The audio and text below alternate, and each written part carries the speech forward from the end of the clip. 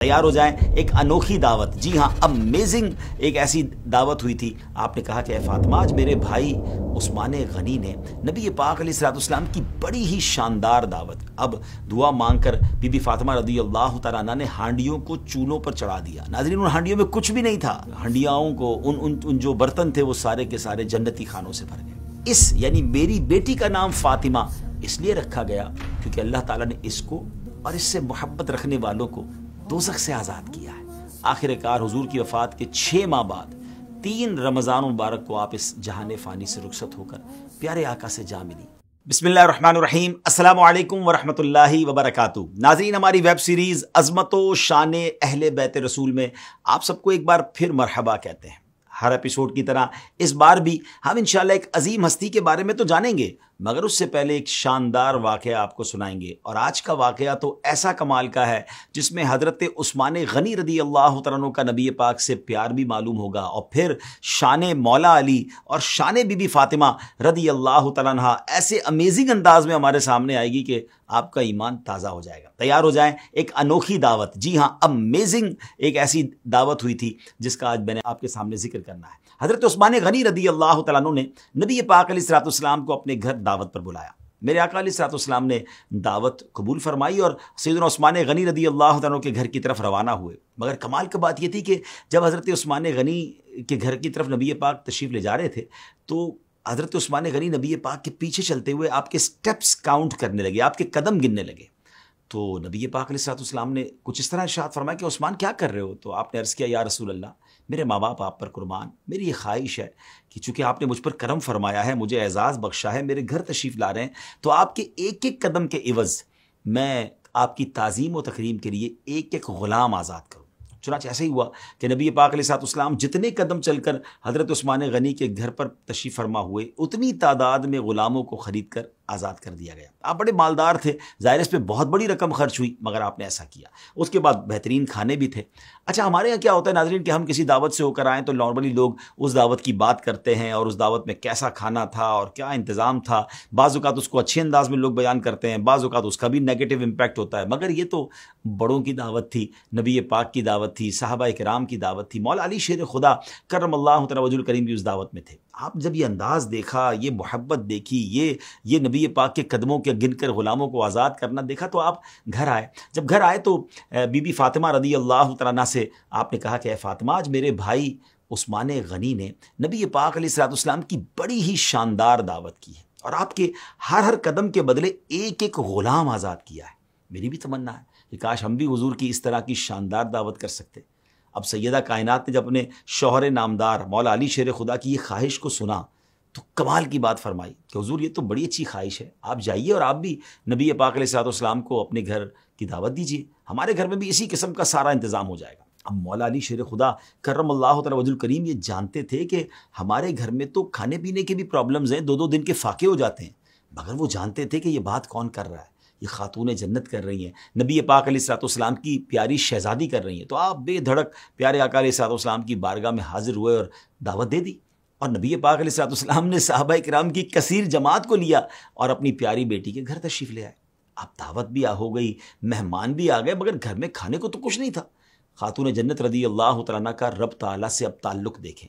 आका की शहज़ादी ने क्या किया कि आप तन्हाई में तशरीफ़ ले गई और अल्लाह की बारगाह में सजदे में गिर गई और रब ताला से अर्ज़ गुज़ार हुई, ए अल्लाह, तेरी बंदी फ़ातिमा ने तेरे महबूब और असहाब महबूब की दावत की है, तेरी बंदी का तुझी पर भरोसा है, ऐ मेरे रब, तो आज मेरी लाज रख ले और इस दावत के खानों का तो गैब से इंतज़ाम फरमा दे।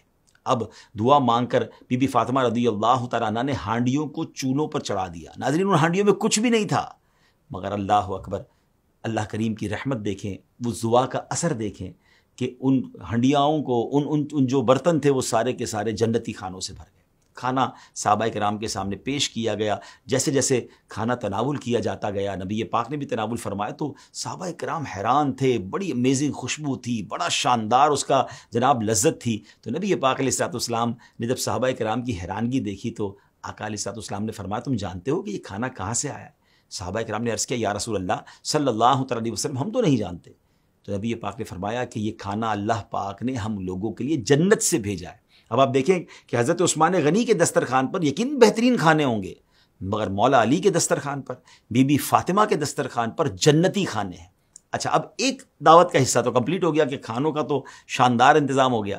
اب حضرت عثمان غنی نے نبی پاک علیہ الصلوۃ والسلام کی محبت میں جو ایک اور کام کیا تھا کہ ہر قدم کے بدلے ایک غلام کو آزاد کیا تھا۔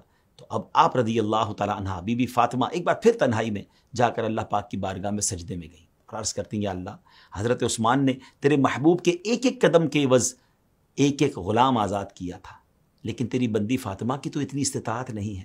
اے خداوند عالم، جہاں تو نے میری خاطر جنت سے کھانے بھیج دیے، میری لاج رکھ لی، وہاں تو میری خاطر اپنے محبوب کے ان قدموں کے برابر جتنے قدم وہ چل کر میرے گھر تشریف لائے ہیں، اپنے محبوب کی امت کے گناہ گار بندوں کو جہنم سے آزاد فرما دے۔ ناظرین، اللہ اکبر، آپ رضی اللہ تعالیٰ عنہ جیسے اس دعا سے فارغ ہوئیں، ایک دم حضرت جبریل امین علیہ الصلوۃ والسلام یہ بشارت لے کر نبی پاک علیہ الصلوۃ والسلام کی بارگاہ میں حاضر ہو گئے اور عرض کی، یا رسول اللہ، حضرت فاطمہ کی دعا بارگاہ الہی میں مقبول ہو گئی ہے۔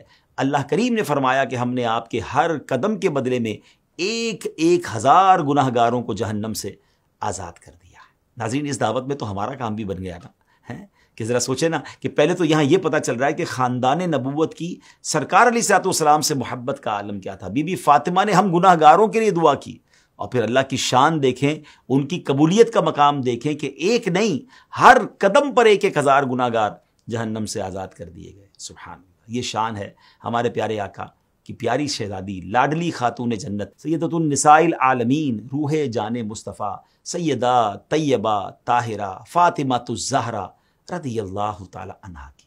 ناظرین، آپ رضی اللہ تعالی عنہا شہنشاہ کونین حضور نبی کریم علیہ الصلوۃ والسلام کی سب سے چھوٹی مگر سب سے زیادہ پیاری اور لاڈلی شہزادی ہیں۔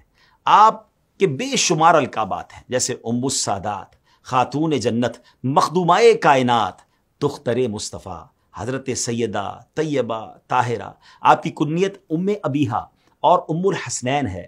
پیارے آقا علیہ الصلوۃ والسلام نے ارشاد فرمایا، اس یعنی میری بیٹی کا نام فاطمہ اس لیے رکھا گیا کیونکہ اللہ تعالیٰ نے اس کو اور اس سے محبت رکھنے والوں کو دوزخ سے آزاد کیا ہے۔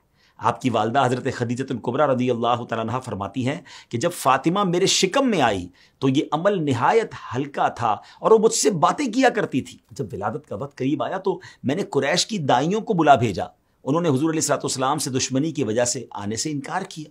میں اس فکر میں تھی کہ میں نے دیکھا میرے پاس 4 عورتیں آئیں جن کے جمال اور چمک دمک کو الفاظ میں بیان نہیں کیا جا سکتا۔ ان میں سے ایک نے کہا میں تمہاری ماں حوا ہوں، دوسری نے کہا میں آسیہ ہوں، تیسری نے کہا میں موسیٰ کی بہن ام کلثوم ہوں، اور چوتھی نے کہا کہ میں مریم ہوں۔ اللہ نے ہمیں تمہاری خدمت کے لیے بھیجا ہے۔ 4 عظیم خواتین بی بی خدیجہ رضی اللہ تعالیٰ عنہا کی، یوں سمجھیے کہ جب حمل کا وقت آ رہا ہے، جب ولادت کا وقت آ رہا ہے، بی بی فاطمہ کا دنیا میں آنے کا وقت آ رہا ہے، تو کیسی عظیم خواتین آپ کی خدمت کے لیے آئیں۔ آپ رضی اللہ تعالیٰ عنہ نے پیارے آقا علیہ الصلوۃ والسلام کے دامن کرم سے تربیت پائی۔ والدہ ماجدہ سیدہ خدیجہ رضی اللہ تعالیٰ عنہ نے بھی اپنی لاڈلی بیٹی کی پرورش اور تربیت میں کوئی کسر باقی نہیں رکھی، لیکن آپ رضی اللہ تعالیٰ عنہ خاتون جنت کے ساتھ زیادہ وقت نہیں گزار پائیں۔ چھوٹی عمر میں ہی حضرت خاتون جنت کے سر سے والدہ ماجدہ کا سایہ اٹھ گیا۔ آپ رضی اللہ تعالیٰ عنہ کا بچپن بڑی مشقتوں میں گزرا۔ وہ تمام اذیتیں جو کفار مکہ نے پیارے آقا علیہ الصلوۃ والسلام کو پہنچائیں، سیدہ کائنات کو بھی ان کا سامنا کرنا پڑا۔ 3 سال تک شیب ابی طالب میں قید و بند کی تکلیفیں نبی کریم علیہ الصلوۃ والسلام اور خاندان کے دیگر افراد کے ساتھ آپ نے بھی برداشت کی۔ آپ رضی اللہ تعالیٰ عنہ اپنے بابا جان رسول خدا صلی اللہ تعالیٰ علیہ وسلم سے بے انتہا محبت فرماتی تھی، انہیں اپنی جگہ بٹھاتی، ان کی خوشی سے خوش اور ان کی تکلیف پر غم زدہ ہو جاتی۔ غزوہ احد کے موقع پر شدید جنگ میں کئی صحابہ کرام شہید ہوئے، بہت سے زخمی بھی ہوئے۔ پیارے آقا علیہ الصلوۃ والسلام کے مبارک چہرے پر بھی زخم آیا۔ سیدہ فاطمہ رضی اللہ تعالیٰ عنہا اپنے بابا جان کا مبارک چہرہ پانی سے دھوتی تھیں، مگر خون بند نہیں ہو رہا تھا۔ پھر بالآخر آپ نے کھجور کی چٹائی کا ایک ٹکڑا جلایا اور اس کی راکھ نبی پاک علیہ الصلوۃ والسلام کے چہرے مبارک پر جو زخم تھا وہاں رکھا، جس سے خون تھم گیا۔ آپ سرکار دو عالم علیہ الصلوۃ والسلام کی تکلیف دیکھ کر بے چین ہو جایا کرتی تھی۔ ایک مرتبہ آپ پیارے آقا علیہ الصلوۃ والسلام کی خدمت میں حاضر ہوئی تو آپ کی آنکھیں آنسو بہا رہی تھیں۔ سرکار نے اپنی شہزادی سے رونے کی وجہ پوچھی تو عرض کیا میں کیوں نہ آنسو بہاؤں؟ کفار قریش کا ایک گروہ حجر اسود کے پاس لات و عزا اور منات کی اس بات پر قسم کھا رہا ہے کہ آپ کو دیکھ لیا تو وہ آپ کو شہید کر دیں گے۔ آپ نے ارشاد فرمایا کہ بیٹی میرے پاس وضو کا برتن لاؤ۔ پھر آپ نے وضو کیا اور مسجد کی طرف تشریف لائے۔ کفار نے آپ کو دیکھ کر کہا یہ رہے وہ، لیکن پھر سب کی نظریں جھکی کی جھکی رہ گئیں۔ پیارے آقا نے ایک مٹھی کنکری ہاتھ میں اٹھائی اور ان کے چہروں پر مار کر فرمایا شاہت الوجوہ، یعنی ان کے چہرے بگڑ جائیں۔ اس کا نتیجہ یہ ہوا کہ جس آدمی کو بھی وہ کنکری لگی وہ بدر کے دن کفر کی حالت میں جہنم رسید ہوا۔ ایک مرتبہ نبی پاک علیہ الصلوۃ والسلام صحن کعبہ میں نماز ادا کر رہے تھے، وہاں خاندان قریش کے کچھ افراد بھی موجود تھے۔ ان سے ابو جہل نے کہا کون ہے جو فلاں قبیلے کے ذبح کیے ہوئے اونٹ کی اوجڑی لائے اور اسے محمد صلی اللہ تعالی علیہ وسلم کے کاندھوں پر ڈال دے، معاذ اللہ۔ پھر ان میں سے ایک بدبخت عقبہ بن ابی معیط اٹھا اور اس اوجڑی کو لا کر سید عالم علیہ الصلوۃ والسلام کے کندھے مبارک پر ڈال دیا۔ اس وجہ سے میرے آقا علیہ الصلوۃ والسلام دیر تک سجدے میں ٹھہرے رہے، اس کے بوجھ کی وجہ سے آپ سے اٹھا تک نہیں جا رہا تھا۔ یہ منظر دیکھ کر کفار ٹھٹھا کر رہے تھے۔ اس دوران کسی نے خبر سیدہ فاطمہ تک پہنچائی تو آپ تشریف لائیں، کفار کو برا بھلا کہا، نبی پاک علیہ الصلوۃ والسلام کے جسم اطہر سے وہ جو چیز تھی اس کو دور فرمائی۔ اب نبی پاک علیہ الصلوۃ والسلام بھی اپنے لخت جگر سے بہت محبت و شفقت کا معاملہ فرماتے تھے۔ آپ سیدہ کو اپنی نشست پر بٹھاتے، سفر سے واپسی پر سب سے پہلے بی بی فاطمہ کے ہاں تشریف لاتے۔ ایک موقع پر آپ نے فرمایا میری بیٹی فاطمہ میرا ٹکڑا ہے، جو چیز اسے بری لگے وہ مجھے بری لگتی ہے اور جو چیز اسے ایذا دے وہ مجھے ایذا دیتی ہے۔ ناظرین، مکے میں اسلام کے دو سب سے بڑے دشمن تھے، ایک ابو جہل، دوسرے ابو سفیان۔ ابو جہل نے نبی پاک علیہ الصلوۃ والسلام کے بے شمار معجزات اپنی آنکھوں سے دیکھے، مگر اس کے باوجود اسے ایمان نصیب نہ ہوا، جبکہ حضرت ابو سفیان رضی اللہ تعالیٰ عنہ کو اسلام دشمنی کے باوجود بالآخر ایمان کی توفیق مل گئی اور ساری خطائیں معاف ہو گئیں۔ کیوں؟ اس کی ایک وجہ علماء کرام نے سیدہ پاک کی برکت لکھی ہے۔ ہوا یوں کہ ایک مرتبہ ابو جہل نے نبی پاک علیہ الصلوۃ والسلام کو اذیت پہنچانے کے لیے سیدہ فاطمہ کو تھپڑ مار دیا، معاذ اللہ۔ سیدہ روتی ہوئی اس کی شکایت لے کر پیارے آقا کی خدمت میں گئیں۔ حضور نے ارشاد فرمایا کہ یہ بات ابو سفیان کو جا کر بتاؤ۔ پھر سیدہ کائنات ابو سفیان کے پاس تشریف لے گئیں اور انہیں سارا واقعہ سنایا۔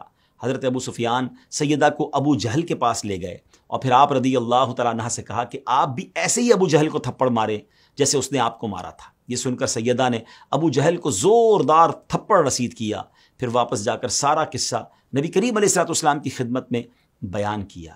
یہ سن کر نبی پاک نے دعا کے لیے ہاتھ اٹھائے اور رب العالمین کی بارگاہ میں دعا مانگی کہ اے اللہ ابو سفیان کو محروم نہ کرنا۔ علماء کرام فرماتے ہیں اسی دعائے رسول کی برکت سے حضرت ابو سفیان فتح مکہ کے موقع پر مشرف با اسلام ہوئے، جو حضرت فاطمہ رضی اللہ تعالیٰ عنہ کے ساتھ حسن سلوک کی وجہ سے آپ کو ملی۔ ناظرین، آپ رضی اللہ تعالیٰ عنہ کی یہ شان ہے کہ اللہ پاک نے آپ کا نکاح 40,000 فرشتوں کی موجودگی میں جنت میں فرمایا۔ جبریل امین حضور کے پاس تشریف لائے اور عرض کی کہ حضرت فاطمہ کا عقد نکاح جنت میں 40,000 فرشتوں کی موجودگی میں ہوا۔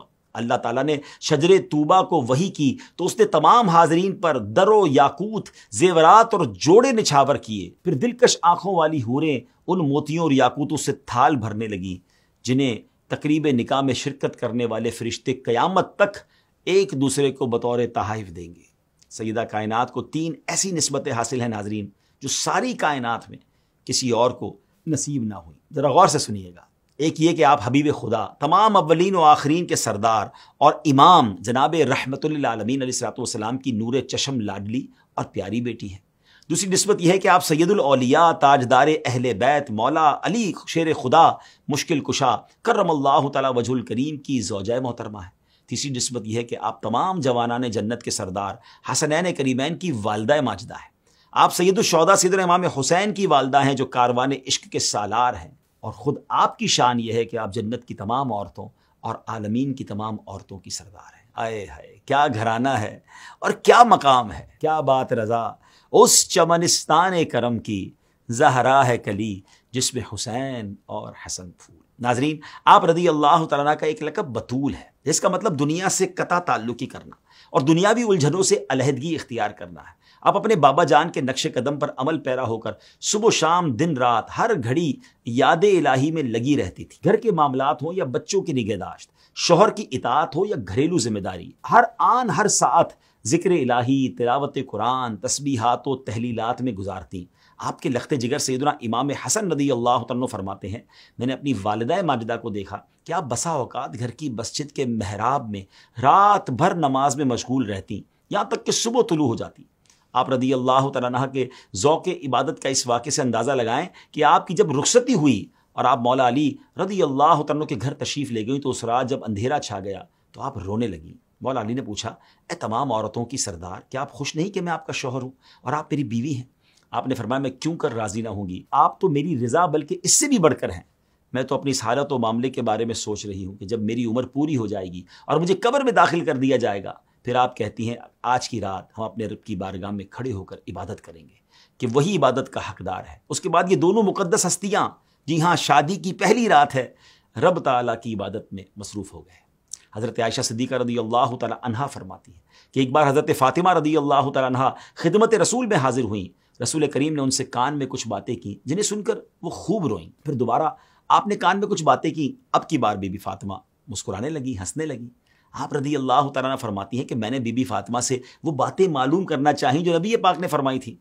بی بی فاطمہ نے جواب دیا کہ میں رسول کریم کا راز فاش نہیں کروں گی۔ پھر پیارے آقا علیہ الصلوۃ والسلام کی دنیا سے پردہ فرمانے کے بعد بی بی عائشہ کہتی ہے میں نے دوبارہ پوچھا تو اب بی بی فاطمہ نے کہا کہ اب بتانے میں کوئی حرج نہیں ہے۔ پھر آپ نے بتایا کہ اس دن پہلی سرگوشی میں آپ صلی اللہ تعالیٰ علیہ وسلم نے یہ فرمایا تھا کہ جبریل ہر سال رمضان میں ایک بار قرآن مجید کا دور کیا کرتے تھے، لیکن اس سال انہوں نے 2 بار دور کیا۔ اس سے مجھے معلوم ہوتا ہے کہ میرے دنیا سے جانے کا وقت قریب ہے۔ تو اے بیٹی فاطمہ، خدا سے ڈرتی رہنا اور صبر کا دامن تھامے رہنا، تمہارا بزرگ باپ تم سے پہلے جا رہا ہے۔ یہ سن کر میں رونے لگی۔ پھر آپ علیہ الصلوۃ والسلام نے میرے کان میں یہ بات کہی کہ اہل بیت میں تم سب سے پہلے مجھ سے ملو گی، یعنی تمہاری وفات میری وفات کے بعد سارے اہل بیت سے پہلے ہوگی۔ یہ سن کر میں بہت خوش ہوئی اور ہنسنے لگی۔ چنانچہ ایسا ہی ہوا کہ آپ رضی اللہ تعالیٰ عنہ نبی پاک علیہ الصلوۃ والسلام کے ظاہری پردہ فرمانے کے بعد حضور کی یاد اور جدائی میں بے چین رہتی۔ آخر کار حضور کی وفات کے 6 ماہ بعد 3 رمضان مبارک کو آپ اس جہان فانی سے رخصت ہو کر پیارے آقا سے جا ملی۔ صحیح قول کے مطابق اسلام کے پہلے خلیفہ حضرت امیر المومنین ابو بکر صدیق رضی اللہ تعالیٰ عنہ نے آپ کی نماز جنازہ پڑھائی۔ آپ کا مزار مبارک بقی شریف میں موجود ہے۔ ناظرین، آپ رضی اللہ تعالیٰ عنہ کے تقوی کا یہ عالم تھا کہ مولا مشکل کشا شیر خدا فرماتے ہیں حضرت فاطمہ الزہرا رضی اللہ تعالیٰ عنہ نے موت کے وقت وصیت فرمائی تھی کہ جب میں دنیا سے رخصت ہو جاؤں تو مجھے رات میں دفن کرنا تاکہ کسی غیر مرد کی نظر میرے جنازے پر نہ پڑے۔ اللہ اکبر۔ آپ رضی اللہ تعالیٰ کی شان میں نبی پاک علیہ الصلوۃ والسلام کا فرمان ہے جب قیامت کا دن ہوگا تو ایک ندا کرنے والا ندا کرے گا کہ اے اہل مجمع اپنی نگاہیں جھکا لو تاکہ حضرت فاطمہ بنت محمد مصطفیٰ رضی اللہ تعالی عنہا پل صراط سے گزرے۔ سبحان اللہ، کیا انداز ہے پردے کا۔ محشر کے دن بھی یہ انداز ہوگا، جنازے کے وقت کی وصیت بھی یہ ہے۔ کتنا شاندار میسج ہے باقی ہمارے گھر کی اسلامی بہنوں کے لیے کہ پردہ کتنی بڑی چیز ہے۔ اے خاتون جنت کی کنیزوں، ہم کہتے تو ہیں کہ ہم پنجتن کے غلام ہیں، مگر خواتین کے لیے بی بی فاطمہ کا پردہ رول ماڈل ہے۔ اللہ ہمیں اس کی برکت نصیب فرمائے۔ پروگرام کو اختتام کرنے سے پہلے ایک بیوٹیفل ہم گولڈن ورڈ سنتے ہیں، اقوال زری سنتے ہیں، اور آج مولا علی کا ایک فرمان سنتے ہیں۔ آپ فرماتے ہیں 3 عادتیں مردوں میں بری ہیں مگر عورتوں میں اچھی ہیں۔ نمبر 1 بخل، نمبر 2 خود پسندی، اور نمبر 3 بزدلی۔ اس کی وضاحت علماء کرام اس طرح فرماتے ہیں کہ عورت بخیل یعنی کنجوس ہوگی تو اپنے اور شوہر کے مال کی حفاظت کرے گی، خود پسند ہوگی تو ہر کسی سے نرم گفتگو ناپسند کرے گی، اور بزدل ہوگی تو ہر شے سے گھبرائے گی، لہٰذا گھر سے باہر نہیں نکلے گی اور اپنے شوہر کے ڈر سے تہمت کی جگہوں سے بچے گی۔ کہتے ہیں نا بڑوں کی باتیں بڑی ہوتی ہیں۔ اللہ کریم ہمیں مولا علی کا، بی بی فاطمہ کا فیضان نصیب فرمائے۔ ناظرین، اگلے ایپیسوڈ میں ایک اور عظیم ہستی کا ذکر ہوگا انشاءاللہ۔ ہمیں اجازت دیجیے۔ السلام علیکم ورحمۃ اللہ وبرکاتہ۔